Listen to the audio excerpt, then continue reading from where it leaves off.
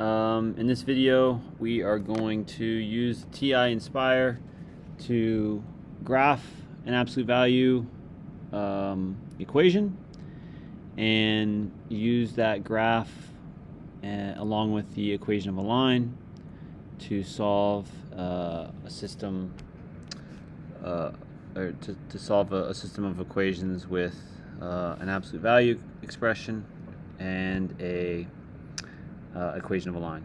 Okay, so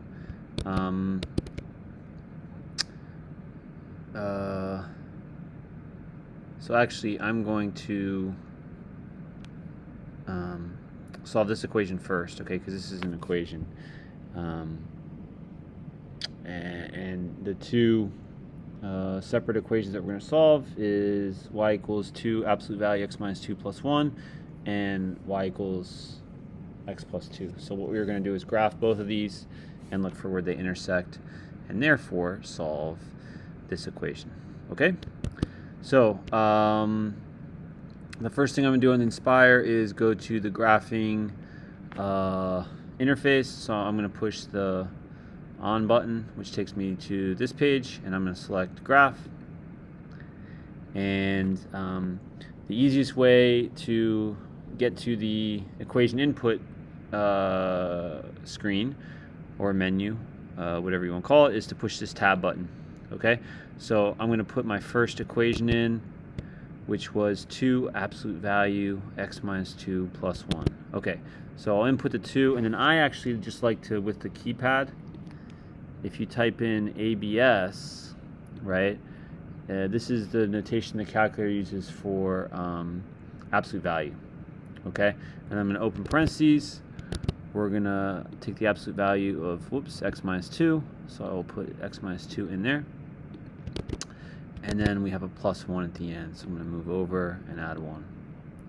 Okay, I will push enter, and you can see there's the absolute value graph. But we also want to put this equation in because we want to see where they intersect. Okay, so I'm going to push tab again, and that's going to take me back to the input.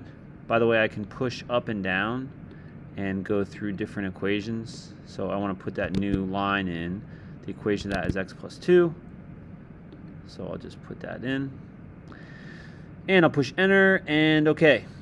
We have, it looks like one clear point where they intersect, and then it looks like another point, but we can't totally see it. So on this calculator, we need to be able to see where they intersect in order to find the solution. Okay, so what I'm going to do, and there's a bunch of different ways to do this. Actually, I'll just push menu, window, and go to window settings. And basically, I want to see higher up on the graph. So I'm going to take this X max and change it from 6 to 20. Push OK. All right, and now I can clearly see the two places where the graphs intersect. Okay, so that's the first thing. Have your visual where you can see the intersection points. Okay, once that happens, we can push menu, option 6 for analyze graph, and then we want to find not a 0 but an intersection. Okay, so I'm going to select that, option 4. It's going to ask me, you can see here it's asking for lower bound. Okay, sorry, right here. So that means just move your vertical line to the left of the x value which the graphs intersect. So I'm clearly to the left anywhere here. I'll put the line right there, and I will push enter.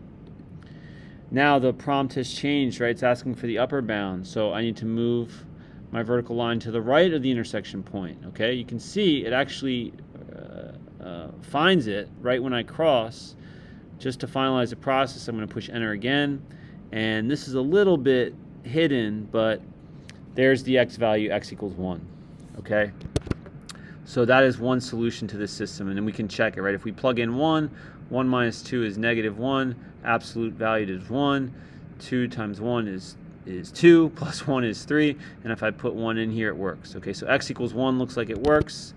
This is the other location, so I'm going to repeat the process, right? I push menu, analyze graph, which is button 6, intersection, which is button 4, move my line so I'm left of the intersection point, right of the intersection point.